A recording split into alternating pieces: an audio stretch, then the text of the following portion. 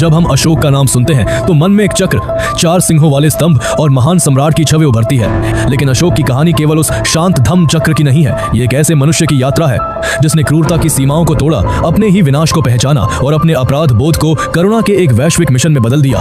किंवदंतियों के अनुसार उसने सिंहासन तक पहुंचने के लिए अपने भाइयों के खून से हाथ रंगे और चंडशोक की उपाधि पाई। और जिस दिन सम्राट अशोक ने अपने जीवन की सबसे बड़ी और सबसे खूनी लड़ाई कलिंग को जीता, उन्होंने वो दृश्य देखे जिन्होंने उनकी दुनिया हिला दी।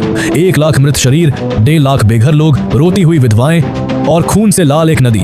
उसी क्षण उन्हें समझ आ गया, जीवन वो नहीं है जो सत्ता का अहंकार दिखाता है। ये खोज आसान नहीं थी। आइए कहानी की शुरुआत वहीं से करते हैं जहां एक भविष्यवाणी ने इतिहास की दिशा बदल दी। इतिहास की धारा को मोड़ने के लिए कभी कभी एक तूफान की जरूरत होती है। 4वीं शताब्दी ईसा पूर्व के भारत में वह तूफान पश्चिम से आया। उसका नाम था सिकंदर, अलेक्जेंडर द ग्रेट।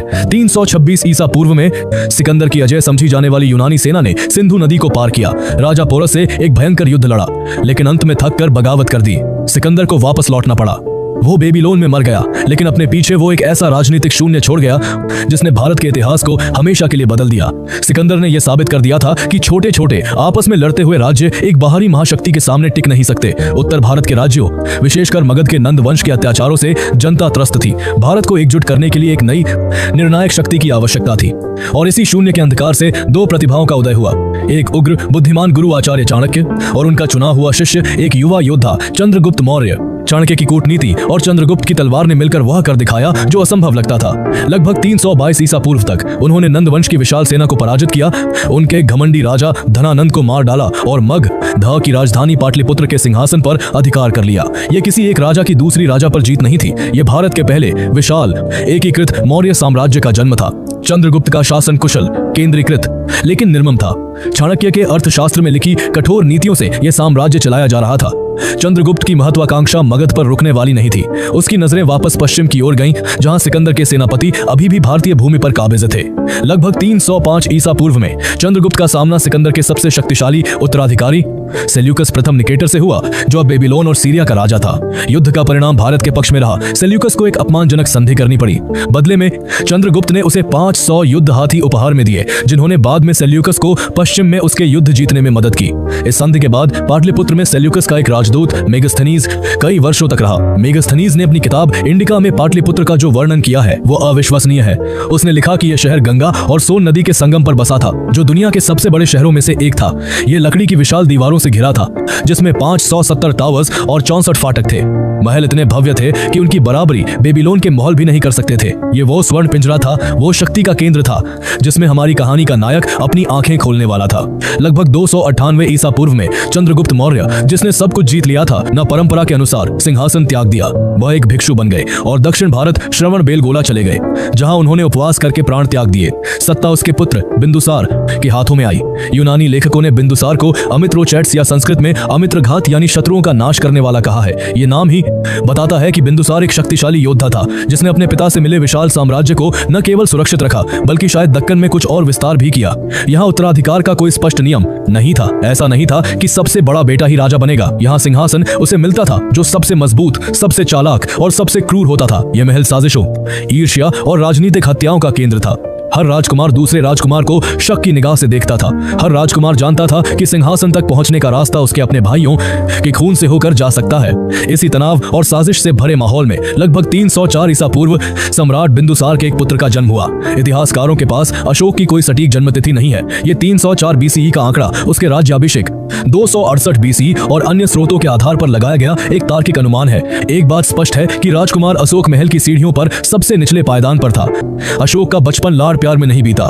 वो शाही गलियारों में दौड़ता था, लेकिन उस पर किसी की नजर नहीं पड़ती थी। सम्राट बिंदुसार का सारा ध्यान और स्नेह उनके सबसे बड़े बेटे राजकुमार सुसीम पर केंद्रित था।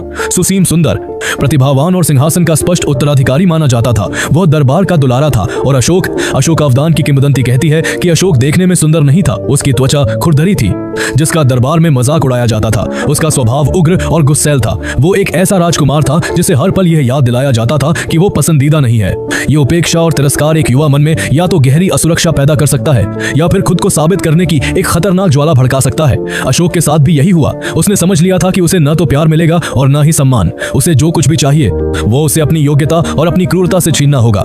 जहां सुसीम दरबार की राजनीति सीख रहा था, वहीं अशोक चुपचाप युद्ध कला और प्रशासन के गुर सीख रहा था। वह अपने पिता और भाइयों को दिखाना चाहता था कि असली दावेदार कौन है। एक प्रसिद्ध किंवदंती है जो फिर से अशोकावदान से आती है। कहते हैं अशोक के जन्म के समय एक आजीवक संत और भविष्यवक्ता पिंगलवत्स ने बिंदुसार को एक पहेली जैसी भविष्यवाणी की थी कि अशोक या तो एक चक्रवर्ती सम्राट बनेगा जो दुनिया को अपने कदमों तले रौंदेगा, या फिर ये एक महान भिक्षु बनेगा जो दुनिया को गले लगाएगा। बिंदुसार को यह बात समझ नहीं आई। उन्हें क्या पता था कि उनका यह उपेक्षित पुत्र अपनी नियति को पूरा करने के लिए दोनों बनेगा। उसे भी वही शाही शिक्षा मिली जो सुसीम और अन्य राजकुमारों को मिल रही थी, युद्ध कला, कूटनीति, अर्थशास्त्र और राजधर्म। लेकिन जहां सुसीम अपनी लोकप्रियता और अपने उत्तराधिकारी होने के रुतबे का आनंद ले रहा था, वहीं अशोक का ध्यान एक तलवार की धार की तरह केंद्रित था। उसने अपने शिक्षकों को अपनी असाधारण प्रतिभा से चौंका दिया। वह न केवल एक भयंकर योद्धा बन रहा था, बल्कि प्रशासन और रणनीति की भी गहरी समझ रखता था। उसका गुस्सैल स्वभाव अब एक फौलादी संकल्प में बदल गया था। सम्राट बिंदुसार, जो सुसीम को पसंद करते थे, अपने इस अप्रिय बेटे की बढ़ती काबिलियत और महत्वाकांक्षा को अब और नजरअंदाज नहीं कर सकते थे। अशोक अब सिर्फ एक उपेक्षित बच्चा नहीं था, वह एक सक्षम प्रतिद्वंद्वी बन चुका था।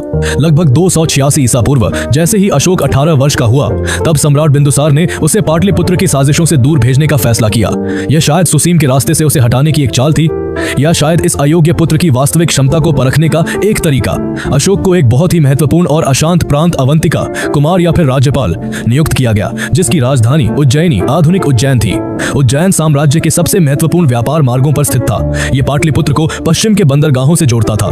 यह एक समृद्ध लेकिन मुश्किल क्षेत्र था। अशोक ने पाटलिपुत्र छोड़ा। यह पहली बार था कि वो अपनी काबिलियत साबित करने के लिए स्वतंत्र था, और उसने निराश नहीं किया। अगले कुछ वर्षों में अशोक ने खुद को एक असाधारण लेकिन कठोर प्रशासक साबित किया। उसने विद्रोह की छोटी सी चिंगारी को भी निर्ममता से कुचल दिया और व्यापार मार्गों को इतना सुरक्षित बना दिया कि अवंती प्रांत और भी समृद्ध हो गया। पाटलिपुत्र तक खबर पहुंच रही थी कि खुरदरी त्वचा वाला राजकुमार सिर्फ एक गुस्सैल योद्धा नहीं, बल्कि उसमें एक सम्राट के गुण हैं। उज्जैन जाते समय या वहीं राज्यपाल रहते हुए अशोक विदिशा, आधुनिक मध्य प्रदेश में रुका। यहीं उसकी मुलाकात, जैसा कि श्रीलंकाई ग्रंथ महावंश बताता है, विदिशा देवी से हुई। वह एक साधारण शाक्य व्यापारी की पुत्री थी, वो शाही खून की नहीं थी, और शायद इसीलिए अशोक, जो खुद को शाही दरबार में बाहरी समझता था, उससे आकर्षित हुआ। सबसे महत्वपूर्ण बात, देवी एक बौद्ध थी। यह अशोक के जीवन में बौद्ध धर्म के साथ पहला, सबसे व्यक्तिगत और सबसे गहरा संपर्क था। अशोक ने देवी से विवाह किया, हालांकि वो कभी उसकी पटरानी या मुख्य रानी नहीं बनी और पाटलिपुत्र नहीं गई। देवी से ही अशोक को अपनी पहली 2 संतानें हुई। पुत्र महेंद्र, जिसका जन्म सन 285 ईसा पूर्व, और पुत्री संघमित्रा का जन्म 282 ईसा पूर्व माना जाता है। उस समय उस युवा राज्यपाल को बिल्कुल अंदाजा नहीं था कि एक दिन यही दोनों बच्चे उसके सबसे बड़े मिशन को पूरा करेंगे और इतिहास की धारा को हमेशा के लिए बदल देंगे। लेकिन यह शांति का दौर ज्यादा दिन नहीं चला। लगभग 275 ईसा पूर्व में पाटलिपुत्र से एक घबराहट भरी खबर आई। साम्राज्य के उत्तर पश्चिम में तक्षशिला में एक भयंकर विद्रोह भड़क उठा था। तक्षशिला, जो ज्ञान और व्यापार का एक प्रमुख केंद्र था, अब मौर्य साम्राज्य के हाथ से निकलने की कगार पर था। यह एक गंभीर चुनौती थी जिसने बिंदुसार के सिंहासन को हिला दिया। सम्राट बिंदुसार ने हमेशा की तरह सबसे पहले अपने प्रिय और योग्य पुत्र राजकुमार सुसीम को विद्रोह दबाने के लिए भेजा। सुसीम एक विशाल शाही सेना लेकर तक्षशिला पहुंचा, लेकिन जैसा कि बौद्ध ग्रंथ दिव्यावदान बताता है, सुसीम एक अयोग्य सेनापति और एक घमंडी प्रशासक था। उसने विद्रोहियों की शिकायतों को सुनने के बजाय उन पर अत्याचार किए। नतीजा यह हुआ कि विद्रोह शांत होने की बजाय और भड़क गया। तक्षशिला के नागरिकों ने सुसीम की सेना को खदेड़ दिया। सुसीम की यह विफलता मौर्य साम्राज्य के लिए एक बड़ी शर्मिंदगी थी। पाटलिपुत्र में सम्राट बिंदुसार गुस्से और लाचारी में थे। उनका पसंदीदा बेटा नाकाम हो चुका था। अब उनके पास सिर्फ एक ही विकल्प बचा था। उन्हें मजबूर होकर अपने उस बेटे को याद करना पड़ा जिसे उन्होंने हमेशा उपेक्षित किया था, लेकिन जिसकी कुशलता की कहानियां उज्जैन से आ रही थी। उन्होंने अशोक को एक शाही संदेश भेजा। संदेश में लिखा था, तुरंत उज्जैन से तक्षशिला के लिए निकलो और विद्रोह को शांत करो। अशोक के लिए यह वही मौका था जिसका उसे पूरी जिंदगी इंतजार था। यह सिर्फ एक विद्रोह को दबाने का आदेश नहीं था, यह अपने भाई सुसीम से खुद को बेहतर साबित करने का मौका था। अशोक अपनी सेना लेकर उज्जैन से तक्षशिला की ओर बढ़ा। यहाँ किंवदंतियां फिर से 2 अलग अलग कहानियां बताती हैं। दिव्यावदान का एक हिस्सा कहता है कि जब अशोक तक्षशिला पहुंचा तो वहां के नागरिक उसके स्वागत के लिए बाहर आए। उन्होंने कहा, हम ना तो सम्राट बिंदुसार के खिलाफ हैं और ना ही राजकुमार अशोक के। हम केवल राजकुमार सुसीम और उसके दुष्ट मंत्रियों के कुशासन और अपमान के खिलाफ थे। इस किंवदंती के अनुसार अशोक ने बिना लड़े केवल अपनी कूटनीति से तक्षशिला को शांत कर दिया। लेकिन अशोकावदान की दूसरी किंवदंती एक ज्यादा भयावह और शायद ज्यादा सच्ची तस्वीर पेश करती है। वो कहती है कि अशोक तक्षशिला में एक तूफान की तरह घुसा। उसने विद्रोहियों को कुचला नहीं, उसने उन्हें नेस्तनाबूद कर दिया। उसने ऐसी क्रूरता और सैन्य कुशलता का प्रदर्शन किया कि विद्रोह की आग हमेशा के लिए ठंडी पड़ गई। उसने एक ऐसा आतंक फैलाया कि किसी ने दोबारा सिर उठाने की हिम्मत नहीं की। सच्चाई जो भी हो, नतीजा एक ही था। सुसीम विफल रहा था, अशोक सफल हुआ था। अशोक अब सिर्फ अवंती का राज्यपाल नहीं था, वह साम्राज्य का नायक था, एक ऐसा जनरल जिसने तक्षशिला को बचाया था। उसकी प्रतिष्ठा अब पाटलिपुत्र में सुसीम से भी बड़ी हो गई थी। दोनों भाइयों के बीच तनाव अब चरम पर था। और ठीक इसी समय लगभग 272 ईसा पूर्व पाटलिपुत्र से खबर आई कि सम्राट बिंदुसार मृत्यु शैया पर है। साम्राज्य का सिंहासन खाली होने वाला था। भारत के इतिहास का सबसे खूनी गृह युद्ध शुरू होने वाला था।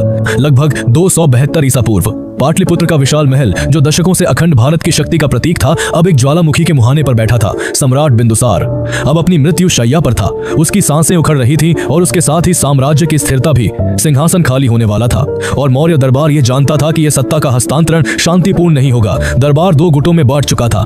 एक गुट, जिसमें सम्राट बिंदुसार और ज्यादातर पुराने मंत्री शामिल थे, वह राजकुमार सुसीम का समर्थन करता था। सुसीम सबसे बड़ा पुत्र था, कानूनी उत्तराधिकारी था और उसे पसंदीदा माना जाता था। लेकिन वो घमंडी, अयोग्य और प्रजा के बीच अलोकप्रिय था, जैसा कि तक्षशिला में उसकी विफलता ने साबित कर दिया था। वो उस समय राजधानी से दूर तक्षशिला में ही साम्राज्य के मामलों को संभालने का प्रयास कर रहा था।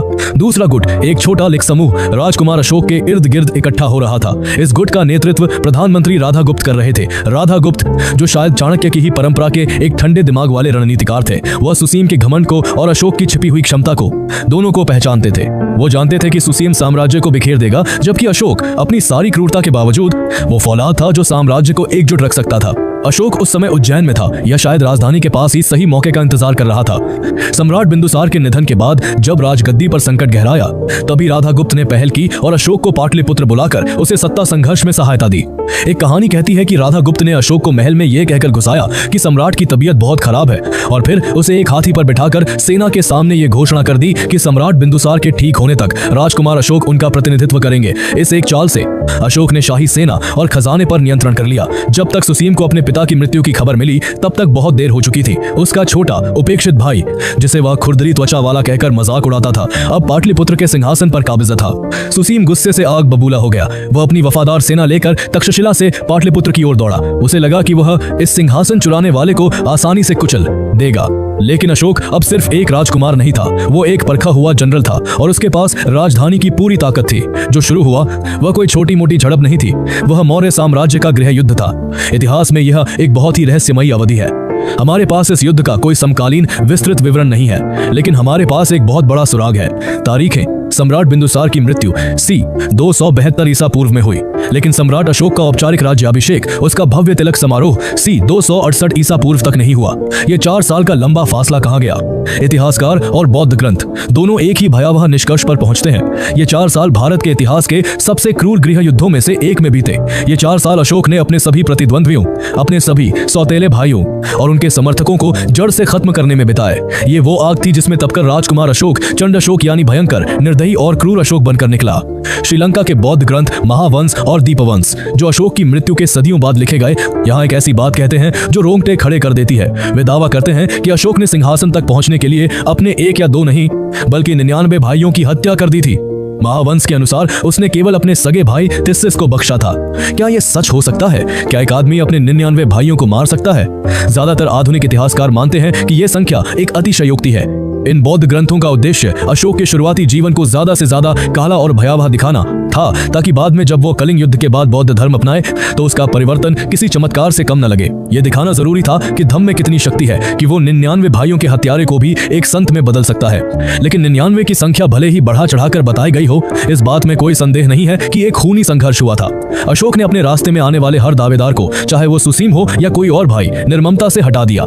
सबसे नाटकीय अंत राजकुमार सुसीम का हुआ। अशोकावदान के अनुसार जब सुसीम अपनी सेना के साथ पाटलिपुत्र के मुख्य द्वार पर पहुंचा तो अशोक और राधा गुप्त ने उसके लिए एक घातक जाल बिछाया था। महल के एक गुप्त प्रवेश द्वार के पास उन्होंने एक गहरी खाई खुदवाई और उसे जलते हुए कोयलों से भर दिया और फिर उसे चालाकी से पत्तियों और मिट्टी से ढक दिया। सुसीम, जो गुस्से और अहंकार में अंधा था और जल्द से जल्द महल में घुसकर अशोक को मारना चाहता था, उस जाल में फंस गया। वो सीधे जलते हुए कोयले के उस गड्ढे में गिर गया और एक दर्दनाक मौत मरा। 4 साल के रक्तपात, साजिशों और हत्याओं के बाद 268 ईसा पूर्व में अशोक का रास्ता साफ हो गया। अब उसे चुनौती देने वाला कोई नहीं बचा था। उसने पाटलिपुत्र पाटलिपुत्र में एक भव्य राज्याभिषेक समारोह आयोजित किया। वो अब आधिकारिक तौर पर मौर्य साम्राज्य का तीसरा सम्राट था। उसने देवा नाम प्रिय, देवताओं के प्रिय और प्रियदर्शी, देखने में सुंदर या सबका भला चाहने वाला जैसी उपाधियां धारण की, लेकिन दुनिया उसे इन उपाधियों से नहीं बल्कि उसके नए नाम से जानती थी, चंड अशोक यानी भयंकर अशोक। अशोक को सिंहासन मिल गया था, लेकिन अशोक की क्रूरता की भूख अभी शांत नहीं हुई थी। अब वह सिर्फ अपनी सत्ता को चुनौती देने वालों को ही नहीं बल्कि अपने शासन को जरा सा भी कम आंकने वालों को सजा दे रहा था। वह एक ऐसा आतंक कायम करना चाहता था कि कोई उसके खिलाफ सिर उठाने का सपना भी न देख सके। इसी दौर में बौद्ध ग्रंथ अशोकावदान पाटलिपुत्र के बाहर एक ऐसी जगह का जिक्र करता है जिसे सुनकर रूह कांप जाए। किंवदंती है कि अशोक ने अपने महल के बाहर एक ऐसा यातना गृह बनवाया था जो बाहर से एक सुंदर फूलों से सजे महल या विहार जैसा दिखता था, ताकि राहगीर धोखा खाकर अंदर आए। लेकिन अंदर उसने गिरिचंद नाम के एक कुख्यात जल्लाद को नियुक्त किया था, जिसे आदेश था कि जो भी इस द्वार से अंदर आए वो जीवित बाहर न जाए।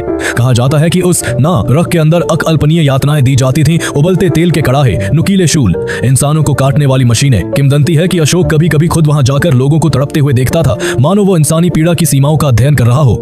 एक कहानी कहती है कि एक बार समुद्र नाम का एक बौद्ध भिक्षु गलती से उस नरक में चला गया। जब गिरिचंद उसे मारने वाला था तो भिक्षु ने शांत भाव से मृत्यु को स्वीकार कर लिया। उसकी इस शांति और उसके बाद हुए चमत्कारों ने अशोक को इतना प्रभावित किया कि उसने उस नरक को नष्ट करने का आदेश दिया। इतिहासकार बहस करते हैं कि क्या ये नरक सचमुच मौजूद था। इसका कोई पुरातात्विक साक्ष्य नहीं मिला है। यह भी हो सकता है कि यह अशोक के चंड रूप को और गहरा दिखाने के लिए गढ़ी गई एक और कहानी हो, लेकिन ये किंवदंतियां उस सम्राट के चरित्र और उसकी प्रतिष्ठा को दर्शाती है जिसने अपने शासन के पहले 8 साल 268 बीसीए से 261 बीसीए तक एक निर्मम तानाशाह के रूप में बिताए।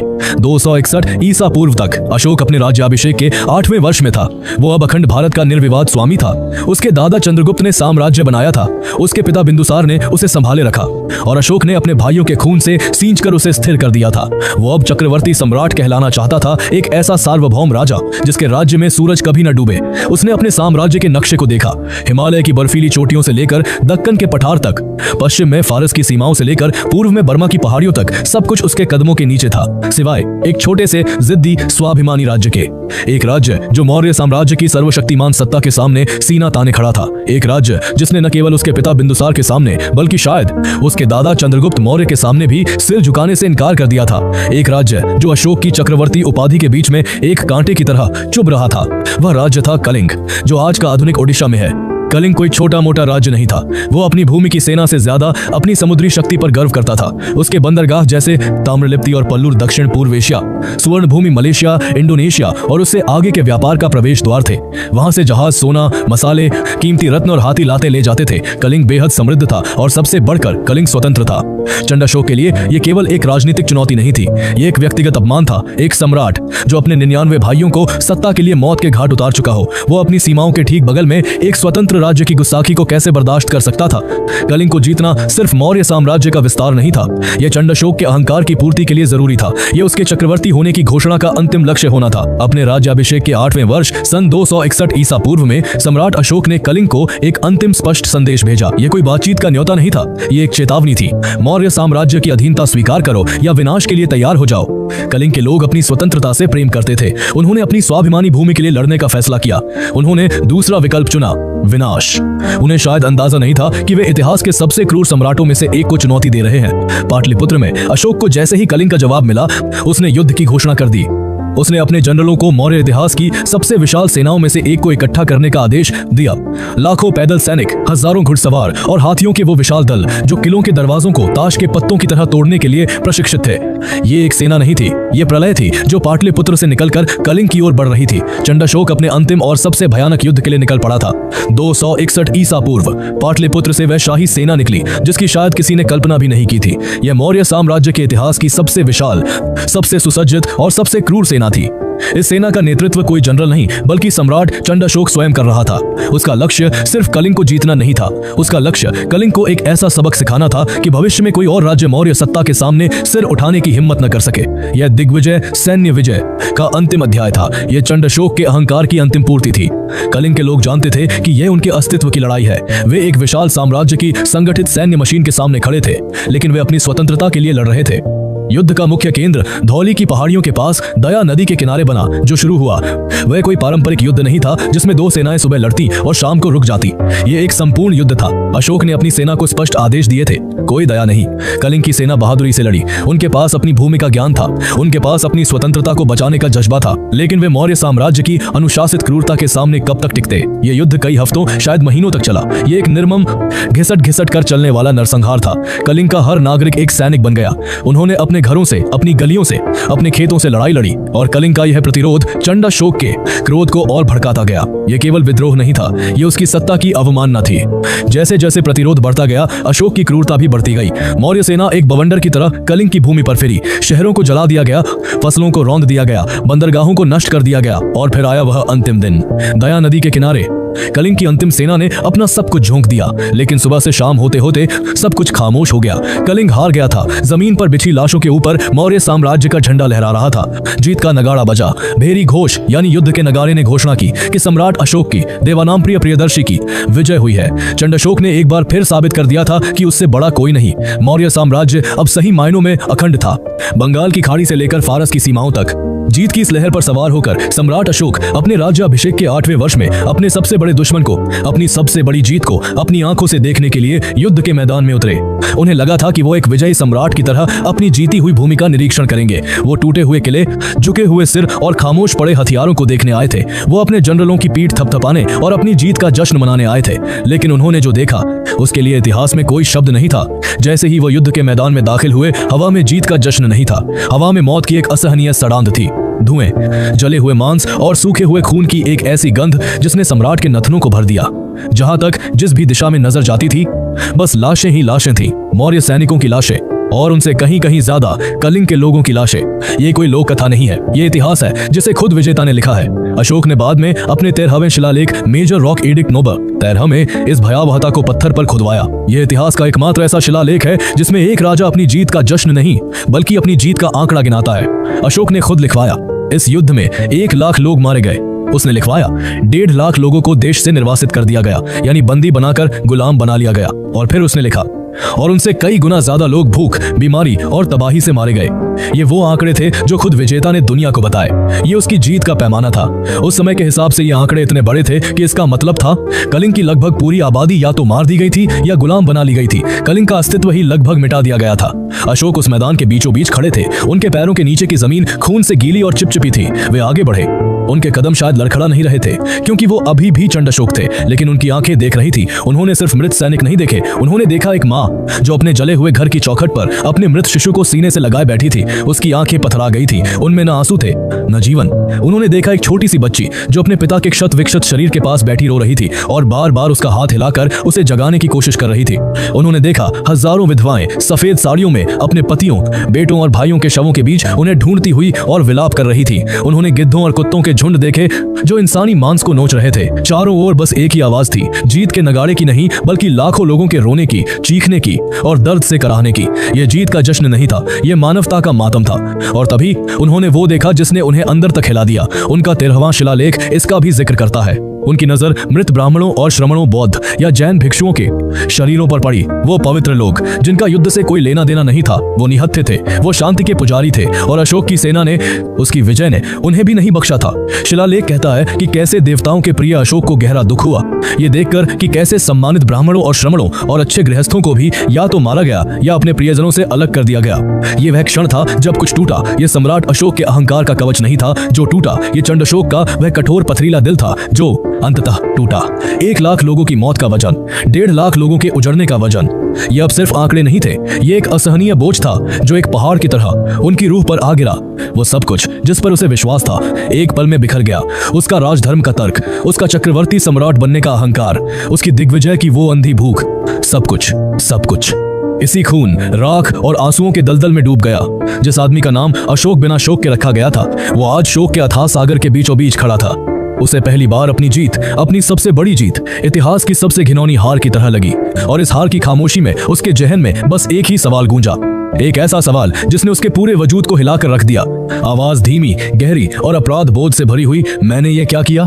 ये साधारण सा सवाल उस आदमी के दिमाग में गूंज गया जिसने कभी अपने भाइयों को मारने से पहले नहीं सोचा था, जिसने अशोक के नर्क में लोगों को तड़पते हुए देखने में आनंद लिया था। लेकिन यह अलग था। वह क्रूरता निजी थी, वह सत्ता के लिए थी, वह सिंहासन के लिए थी। ये कुछ और था। ये लाखों बेगुनाहों का संहार था जिनका उससे कोई निजी बैर नहीं था। ये एक पूरी सभ्यता का विनाश था, सिर्फ इसलिए कि वे आजाद रहना चाहते थे। जिस आदमी का नाम अशोक रखा गया था, यानी जिसे कोई शोक न हो, वो उस दिन दया नदी के किनारे शोक के अथाह सागर में डूब गया।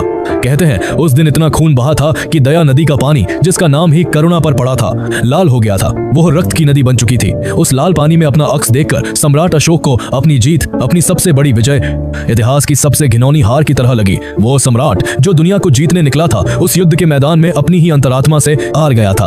वो उस रक्त रंजित मैदान से वापस मुड़े। शाही सेना ने जश्न मनाने की कोशिश की होगी, लेकिन सम्राट का मौन पत्थर की तरह भारी था। वो पाटलिपुत्र लौटे, लेकिन वो चंडशोक नहीं थे जो वापस लौटे। वो एक थके हुए, टूटे हुए, अपराध बोध से ग्रसित इंसान थे। वह दुनिया के सबसे शक्तिशाली सम्राट थे और वह दुनिया के सबसे दुखी व्यक्ति भी थे। पाटलिपुत्र का महल अब उन्हें एक कब्रगाह लगता था। सिंहासन अब सुख नहीं देता था। वह उन 1,00,000 लाशों से बना लगता था। वह दुनिया का सबसे शक्तिशाली सम्राट था और शायद दुनिया का सबसे दुखी, सबसे अकेला इंसान भी। रातें सबसे भयानक थी। उसे नींद नहीं आती थी। आंखें बंद करते ही उसे जलते हुए घर, गिद्धों के झुंड और दया नदी का वह लाल पानी दिखाई देता था। शाही संगीत उसे कलिंग की विधवाओं के विलाप जैसा लगता था। सिंहासन उसे कांटों का बिछौना लगता था। उसका मन एक ऐसे गिद्धार से बड़ा लगता था, अंधेरे में डूब गया था जिसका कोई अंत नहीं दिख रहा था। वह अपराध बोध, वह गहरा असहनीय पश्चाताप उसे हर पल खाए जा रहा था। मैंने ये क्या किया? ये सवाल अब एक फुसफुसाहट नहीं बल्कि एक बवंडर बन गया था। उसने जवाब ढूंढने की कोशिश की। सम्राट ने साम्राज्य के सबसे बड़े ब्राह्मणों, दार्शनिकों और विचारकों को बुलाया। दरबार लगा। सम्राट अपने सिंहासन पर एक पत्थर की मूर्ति की तरह बैठे थे। उनकी आंखें शून्य में देख रही थी। मंत्रियों और पुजारियों ने उन्हें सांत्वना देने की कोशिश की। उन्होंने राजधर्म के तर्क दिए। उन्होंने समझाया, राजन, आप चक्रवर्ती सम्राट हैं। साम्राज्य का विस्तार करना एक राजा का धर्म है। युद्ध उस धर्म का अनिवार्य हिस्सा है। जो हुआ वो राजधर्म था। लेकिन ये सब खोखली बातें थी। ये तर्क उस सम्राट को कैसे शांत कर सकते थे जिसकी आंखों ने 1,00,000 लाशों को देखा हो? कोई भी यज्ञ, कर्मकांड उन विधवाओं के आंसू और उन अनाथ बच्चों की चीखें नहीं मिटा सकता था। राजधर्म का तर्क उस अपराध बोध के सामने बौना पड़ गया था। और तभी एक दिन वो हुआ जिसने इतिहास की धारा को हमेशा के लिए मोड़ दिया। किंवदंतियां यहाँ कई अलग अलग कहानियां बताती हैं, लेकिन एक मार्मिक कहानी है जो श्रीलंकाई ग्रंथ महावंश में मिलती है। कहते हैं एक दिन सम्राट अशोक अपने महल के झरोखे से बाहर पाटलिपुत्र की सड़कों को देख रहे थे। उनकी नजर एक युवा शांत बौद्ध भिक्षु पर पड़ी जो भिक्षा मांग रहा था। उसका नाम निग्रोध था। उसके चेहरे पर एक ऐसी शांति थी, एक ऐसा तेज था जो सम्राट के पास पूरी दुनिया का मालिक होने के बावजूद नहीं था। वह भिक्षु बिना किसी लालसा या भय के शांत भाव से भिक्षा ग्रहण कर रहा था। उसकी शांति ने सम्राट को अपनी ओर खींच लिया। अशोक ने उस भिक्षु को अपने दरबार में बुलाया। जब वह युवा भिक्षु राजसी दरबार में उन मंत्रियों और योद्धाओं के बीच से होता हुआ सिंहासन के सामने आया तो अशोक उसे देखता रह गया। किंवदंती कहती है कि वो युवा भिक्षु निग्रोध कोई और नहीं बल्कि अशोक के अपने बड़े भाई राजकुमार सुसीम का बेटा था।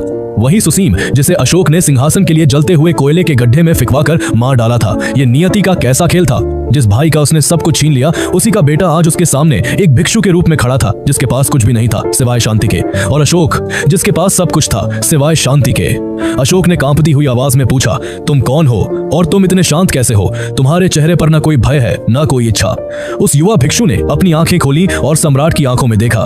उसकी आंखों में कोई घृणा नहीं थी, अपने पिता के हत्यारे के लिए कोई क्रोध नहीं था। उसने बस इतना कहा, राजन, मैं बुद्ध का अनुयायी हूँ और अहिंसा का मार्ग है। और फिर उस युवा भिक्षु ने अशोक को बुद्ध की एक साधारण सी शिक्षा दी। धम्मपद की एक गाथा सुनाई। अप्रमादो अमतपदम पमादो मचनोपदम। जागरूकता या सचेत रहना ही अमृता का मार्ग है और प्रमाद या अज्ञानता ही मृत्यु का मार्ग है। ये वो क्षण था। ये कोई जटिल दर्शन या कर्मकांड नहीं था। ये एक सीधा सरल सत्य था जो अशोक के जख्मी दिल के आर पार हो गया। अपने मन को शुद्ध रखना। अशोक को अपना मन याद आया जो कलिंग के खून से सना हुआ था।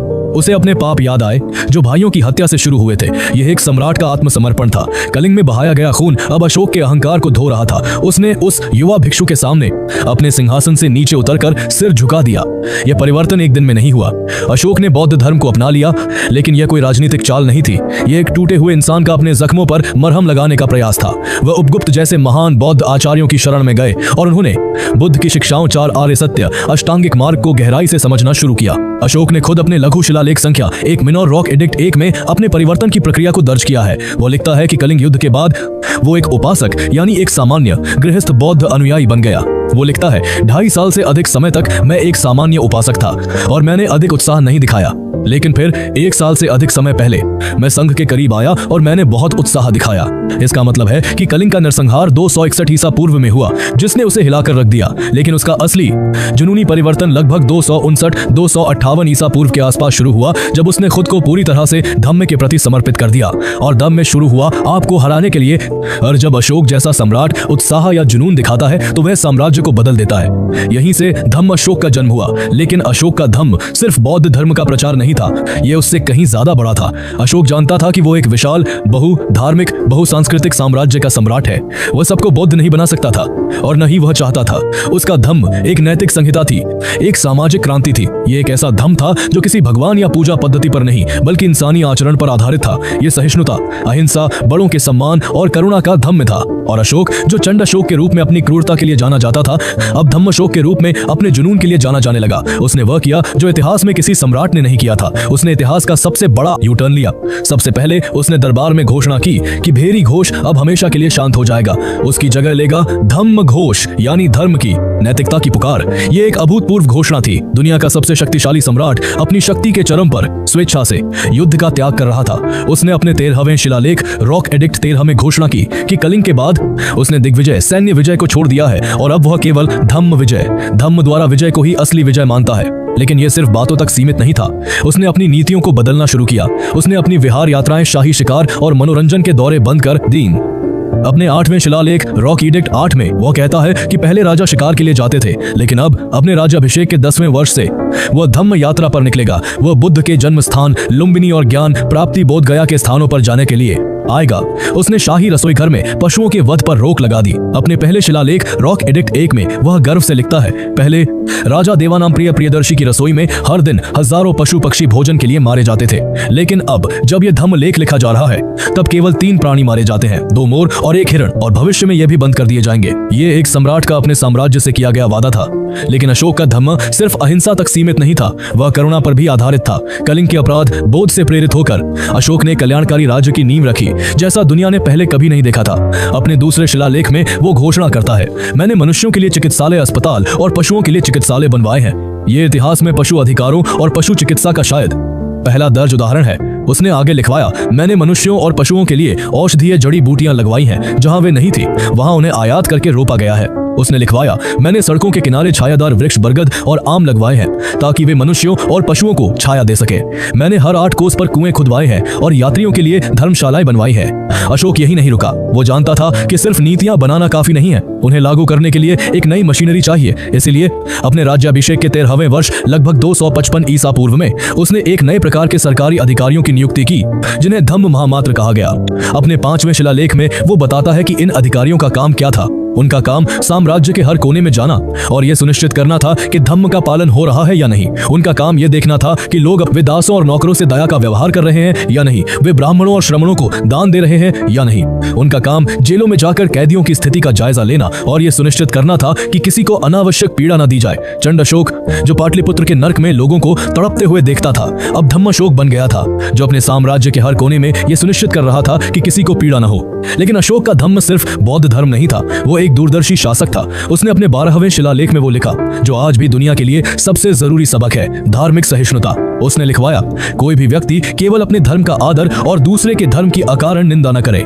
जो कोई अपने धर्म की भक्ति के कारण दूसरे के धर्म की निंदा करता है, वह वास्तव में अपने ही धर्म को सबसे गंभीर हानि पहुंचाता है। उसने लिखा, मनुष्य को एक दूसरे के धर्म को सुनना और समझना चाहिए। देवताओं के प्रिय अशोक की इच्छा है कि सभी संप्रदायों के लोग सुशिक्षित हों और अच्छे सिद्धांतों को जाने। यह अशोक का धम्म था, अहिंसा, करुणा, सहिष्णुता और लोक कल्याण। उसने अपने दिल की शांति पाली थी। उसने पश्चाताप का मार्ग ढूंढ लिया था। 259 ईसा पूर्व के आसपास चंड अशोक मर चुका था और धम्म अशोक का जन्म हो चुका था, लेकिन अशोक अब भी अशोक था। उसकी रगों में एक चक्रवर्ती सम्राट का खून था। वह जो कुछ भी करता वह छोटे पैमाने पर नहीं कर सकता था। चंड अशोक की महत्वाकांक्षा दुनिया की जमीन जीतने की थी। धम्म अशोक की महत्वाकांक्षा अब दुनिया के दिलों को जीतने की थी। उसने दिग्विजय, सैन्य विजय को त्याग कर नैतिक विजय को अपना लिया था। लेकिन इस धम्म विजय को करने के लिए उसे 2 काम करने थे। पहला, अपने धम्म को अपनी प्रजा तक पहुंचाना और दूसरा, उसे दुनिया तक पहुंचाना। पहले काम के लिए उसने इतिहास में वह किया जो पहले किसी भारतीय सम्राट ने नहीं किया था। उसने अपनी प्रजा से सीधे बात करने का फैसला किया, पुजारियों या मंत्रियों के माध्यम से नहीं, बल्कि सीधे एक पिता की तरह अपनी संतानों से। उसने अपने दिल को, अपने पश्चाताप को, अपनी नीतियों को, अपनी आशाओं को पत्थर पर खुदवाने का फैसला किया। यहीं से जन्म हुआ अशोक के शिलालेखों द एडिक्ट्स ऑफ अशोका का। यह सिर्फ शाही फरमान नहीं थे, ये एक सम्राट की खुली आत्मकथा थी जो पूरे साम्राज्य के पढ़ने के लिए पहाड़ों, चट्टानों और पॉलिश किए हुए स्तंभों पर लिख दी गई थी।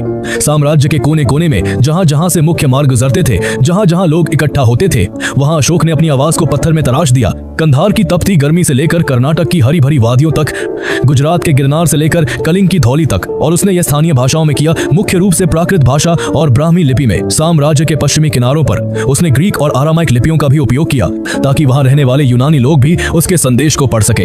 यह दुनिया का पहला जनसंचार का प्रयास था। और इन पत्थरों पर उसने क्या लिखा?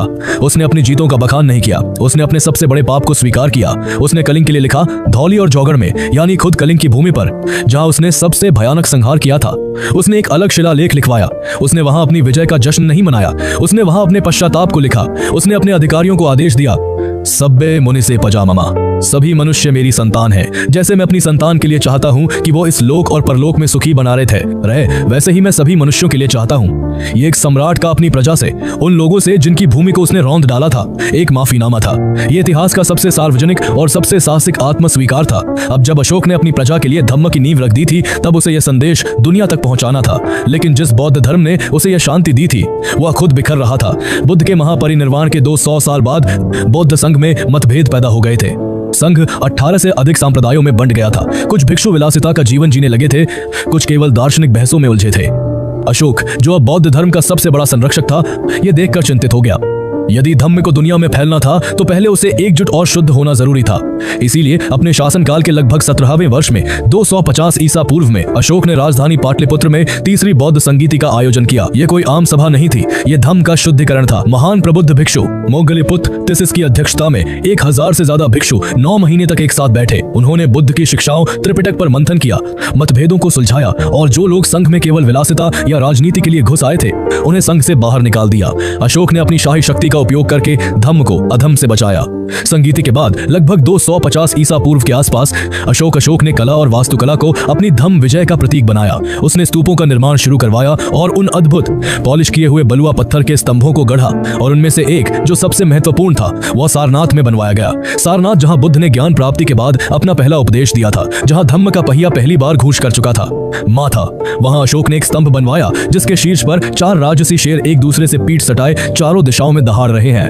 यह चंडाशोक के युद्ध की दहाड़ नहीं थी, यह धम्म अशोक की शांति की दहाड़ थी जो दुनिया को बुद्ध का संदेश दे रही थी। उस स्तंभ के नीचे उसने अपने धम्म चक्र को हमेशा के लिए अंकित कर दिया। अब धम्म शुद्ध था, वह एकजुट था, और अब वो दुनिया की यात्रा के लिए तैयार था। अशोक का धम्म विजय अभियान अब मौर्य साम्राज्य की सीमाओं को लांघने वाला था। तीसरी बौद्ध संगीति के बाद अशोक ने इतिहास का सबसे बड़ा शांति अभियान शुरू किया। उसने धम्म दूत, शांति के दूत तैयार किए और उन्हें दुनिया के हर ज्ञात कोने में भेजा। चंडाशोक की सेनाएं पश्चिम में सीरिया तक गई थीं। धम्मशोक के शांति दूत उससे भी आगे जाने वाले थे। ये भी कोई किंवदंती नहीं है। अशोक ने अपने 13वें शिलालेख में खुद उन राजाओं के नाम लिखवाए हैं जहां उसने अपने दूत भेजे थे। उसने लिखवाया कि उसने धम्म विजय न केवल अपने साम्राज्य में बल्कि पश्चिम के 5 महान यूनानी राजाओं के राज्यों में भी प्राप्त की है। वो नाम गिनाता है। 1. अंटियोकस II थियोस, सीरिया का यूनानी राजा। 2. तुलमा टॉलेमी II फिलाडेल्फस, इजिप्ट का राजा। 3. एंटिगोनस II गोनाटस, मैसेडोनिया का राजा। 4. मख साइरिन, आधुनिक लीबिया का राजा। 5. अलेक्जेंडर एपिरस, आधुनिक ग्रीस का राजा। जरा उस क्षण की कल्पना कीजिए, एक बौद्ध भिक्षु हाथ में भिक्षा पात्र लिए रेशम मार्ग पार करके एथेंस के दरबार में खड़ा है और अरस्तु या प्लेटो के उत्तराधिकारियों को बुद्ध का अहिंसा और करुणा का संदेश दे रहा है। यह पूर्व और पश्चिम का तलवार से नहीं बल्कि विचार से एक अभूतपूर्व मिलन था। लेकिन अशोक का सबसे बड़ा, सबसे मार्मिक और सबसे सफल अभियान दक्षिण की ओर गया। वे जानता था कि यदि धम्म को सच में जड़ें जमानी है तो उसे एक व्यक्तिगत त्याग की जरूरत होगी। कलिंग में उसने दूसरों की संतानें छीनी थी, अब प्रायश्चित के लिए उसे अपनी संतान को देना था। उसने अपने बच्चों को दे दिया, उसका पुत्र महेंद्र और उसकी पुत्री संघमित्रा, वही बच्चे जो उसे उज्जैन में उसकी पहली पत्नी रानी देवी से हुए थे, वही देवी जो खुद एक बौद्ध थी। अशोक ने अपने बेटे और बेटी को भिक्षु और भिक्षुणी बनाया और उन्हें एक मिशन पर भेजा। जाओ और समुद्र पार ताम्रपर्णी श्रीलंका में धम्म का प्रकाश फैलाओ। यह एक राजा का सबसे बड़ा दान था। महेंद्र और संघमित्रा पाटलिपुत्र से चले और एक साधारण नाव में बैठकर श्रीलंका के लिए निकल पड़े। वे वहां एक विजेता राजकुमार या राजकुमारी की तरह नहीं बल्कि एक भिक्षु की तरह गए। वहां के राजा देवानामपियतिस, जो अशोक से पहले ही प्रभावित थे, ने खुद आकर उनका स्वागत किया। महेंद्र ने वहां धम्म की शिक्षा दी और संघमित्रा अपने साथ केवल धम्म का संदेश नहीं ले गई थी, वो अपने साथ बोधगया के उस पवित्र बोधि वृक्ष की एक शाख पौधा भी ले गई थी जिसके नीचे बैठकर सिद्धार्थ को बुद्धत्व प्राप्त हुआ था। संघमित्रा ने वह पवित्र पौधा श्रीलंका की धरती में अनुराधापुर में रोप दिया। यह एक पौधे को रोपना नहीं था, यह एक विश्व धर्म की स्थापना थी। कलिंग में अशोक के सैनिकों ने फसलों और जीवन को जला दिया था। श्रीलंका में अशोक की बेटी जीवन का एक नया वृक्ष लगा रही थी। वह पौधा आज भी 2200 साल बाद भी अनुराधापुर में जय श्री महाबोधि के नाम से जीवित है और यह दुनिया का सबसे पुराना ज्ञात मानव रोपित वृक्ष है। यह अशोक के धम्म विजय का जीवित प्रमाण है। इस एक घटना ने बौद्ध धर्म को एक भारतीय पंथ से एक विश्व धर्म में बदल दिया। अपने साम्राज्य को अपने संदेश की याद दिलाने के लिए अशोक ने कला और वास्तुकला का सहारा लिया। उसने स्तूपों और स्तंभों का निर्माण किया। किंवदंती है कि उसने बुद्ध के अवशेषों को 84 शून्य स्तूपों में बांटकर पूरे साम्राज्य में स्थापित कर दिया, जैसे कि सांची का महान स्तूप। और उसने बनवाए वो अद्भुत पॉलिश किए हुए बलुआ पत्थर के स्तंभ जिनके शीर्ष पर उसने अपने धम्म के प्रतीकों को बिठाया। और उनमें से एक जो सबसे महत्वपूर्ण था वह सारनाथ में बनवाया गया। सारनाथ, जहां बुद्ध ने ज्ञान प्राप्ति के बाद अपना पहला उपदेश दिया था, जहां धम्म का पहिया पहली बार घूमा था, वहां अशोक ने एक स्तंभ बनवाया जिसके शीर्ष पर 4 राजसी शेर एक दूसरे से पीठ सटाए चारों दिशाओं में दहाड़ रहे हैं। यह भेरी घोष नहीं है, यह धम्म घोष है जो अशोक के साम्राज्य से चारों दिशाओं में गूंज रही थी। चंडाशोक का प्रतीक एक खूनी तलवार थी। धम्मशोक का प्रतीक ये 4 शेर धम्म चक्र था। लगभग 232 ईसा पूर्व में लगभग 36 वर्षों तक शासन करने के बाद देवताओं के प्रियदर्शी सम्राट अशोक की मृत्यु हो गई। किंवदंतियां कहती हैं कि अपने अंतिम दिनों में वह इतने बड़े दानी हो गए थे कि उन्होंने राजकोष लगभग खाली कर दिया था। एक कहानी कहती है कि मृत्यु शैया पर उनके पास देने के लिए कुछ नहीं बचा था सिवाय एक आंवले के जो उनके भोजन का हिस्सा था। उन्होंने वह आधा आंवला भी एक भिक्षु को दान कर दिया। विडंबना देखिए, जिस सम्राट ने युद्ध का त्याग किया उसी के साम्राज्य का पतन शायद युद्ध न करने की नीति से हुआ। अहिंसा की नीति ने शायद सेना को कमजोर कर दिया। अशोक के उत्तराधिकारी न तो अशोक जितने महान करने का धम्म पालक थे और न ही चंद्रगुप्त जितने क्रूर या योद्धा। अशोक की मृत्यु के 50 साल के भीतर ही 185 ईसा पूर्व में अंतिम मौर्य सम्राट बृहद्रथ की हत्या उसी के सेनापति पुष्यमित्र शुंग ने कर दी। पाटलिपुत्र के उसी सिंहासन पर एक नए अधिक आक्रामक राजवंश का उदय हुआ। धम्म का पहिया रुक गया था और फिर जो हुआ वो इतिहास का सबसे बड़ा रहस्य है। वो सम्राट जिसने अपने शिलालेख पूरे महाद्वीप पर खुदवाए, जिसने श्रीलंका से यूनान तक अपने दूत भेजे, वह सम्राट अशोक भारत की याददाश्त से मिटा दिया गया। अगले 2000 सालों तक अशोक सिर्फ एक नाम बनकर रह गया। वह पुराणों की वंशावलियों में या अशोकावदान जैसी बौद्ध किंवदंतियों में एक क्रूर राजा चंड अशोक के रूप में याद रखा गया, लेकिन उसके असली काम, उसके शिलालेख, उसकी धम्म नीति, कलिंग का उसका पश्चाताप सब भुला दिया गया। समय की धूल मोटी होती गई। पूरे भारत में जंगलों में पहाड़ों पर वह अद्भुत स्तंभ और शिलालेख खड़े रहे। लोग उन्हें देखते थे लेकिन उन्हें पढ़ नहीं सकते थे। उसकी लिपि ब्राह्मी एक मरी हुई पहेली बन चुकी थी। लोग उन स्तंभों को भीम की लाट, भीम का डंडा कहते या किसी जादुई राजा का खजाना समझते। 2000 साल तक अशोक ने खामोशी से अपनी कहानी के पढ़े जाने का इंतजार किया और फिर 1830 का दशक आया। कलकत्ता, ईस्ट इंडिया कंपनी का राज। एक अंग्रेज विद्वान, एक असाधारण जीनियस जिसका नाम था James Prinsep Asiatic Society of Bengal का एक अधिकारी इन प्राचीन लिपियों से मोहित था। उसने सालों तक उन अक्षरों को कॉपी किया, मिलान किया और उन्हें तोड़ने की कोशिश की। और फिर 1837 में इतिहास का वह चमत्कारी क्षण आया। प्रिंसेप ने उस पहेली को तोड़ दिया। उसने ब्राह्मी लिपि को पढ़ लिया था। अचानक 2000 साल से खामोश खड़े पत्थर बोलने लगे। लेकिन एक और पहेली बाकी थी। इन सभी शिलालेखों पर एक ही नाम था, सम्राट देव, आनम प्रिय प्रियदर्शी, देवताओं का प्रिय प्रियदर्शी। यह प्रियदर्शी कौन था? भारतीय इतिहास में इस नाम का कोई राजा था ही नहीं। और तभी सुदूर श्रीलंका से जवाब आया। वहां बौद्ध भिक्षुओं द्वारा सुरक्षित रखे गए प्राचीन पाली ग्रंथों दीपवंश और महावंश में एक संदर्भ मिला। उन ग्रंथों में लिखा था कि मौर्य वंश के महान सम्राट अशोक को ही प्रियदर्शी भी कहा जाता था। यह वो क्षण था। जेम्स प्रिंसेप ने 2 और 2 जोड़ दिए। प्रियदर्शी और अशोक एक ही व्यक्ति थे। अचानक 20 सदियों की धूल एक पल में छंट गई। भारत को और दुनिया को अपना खोया हुआ सबसे महान सम्राट वापस मिल गया था। यह सिर्फ एक राजा की खोज नहीं थी, यह एक विचार की खोज थी। यह खोज ऐसे समय में हुई जब भारत खुद अपनी आजादी की लड़ाई के लिए अपनी जड़ों को तलाश रहा था। अशोक उस नए आजाद भारत के प्रतीक बन गए। जब 1947 में भारत आजाद हुआ और नए राष्ट्र के लिए प्रतीकों को चुनने का समय आया तो संविधान सभा की नजरें अशोक पर टिकी। आज भारत के राष्ट्रीय ध्वज के केंद्र में जो चक्र है वह अशोक का धम्म चक्र है। आज भारत का जो राष्ट्रीय चिन्ह है वह सारनाथ के उसी स्तंभ से लिए गए 4 राजसी शेर है जो अशोक की धम्म घोष की दहाड़ है। चंड अशोक भारत की याददाश्त से मिट गया, धम्म अशोक भारत की चेतना में अमर हो गया। उसकी कहानी सिर्फ इतिहास नहीं है, ये एक चेतावनी है और ये एक आशा भी है। ये हमें याद दिलाती है कि सबसे क्रूर इंसान भी बदल सकता है और असली जीत साम्राज्य जीतने में नहीं बल्कि दिल जीतने में है। तो यह थी सम्राट अशोक की कहानी। 2000 साल तक धूल में दबी चंड अशोक से धम्म अशोक बनने की एक यात्रा। ये सिर्फ एक राजा के पश्चाताप की कहानी नहीं है, ये मानवता के सबसे बड़े सबक में से एक है कि सबसे गहरा अंधेरा भी करुणा की एक रोशनी से मिट सकता है। आज जब हम सारनाथ के उन शेरों को देखते हैं या अपने तिरंगे पर उस धम्म चक्र को घूमते हुए देखते हैं तो हम सिर्फ एक सम्राट को नहीं बल्कि एक विचार को याद करते हैं।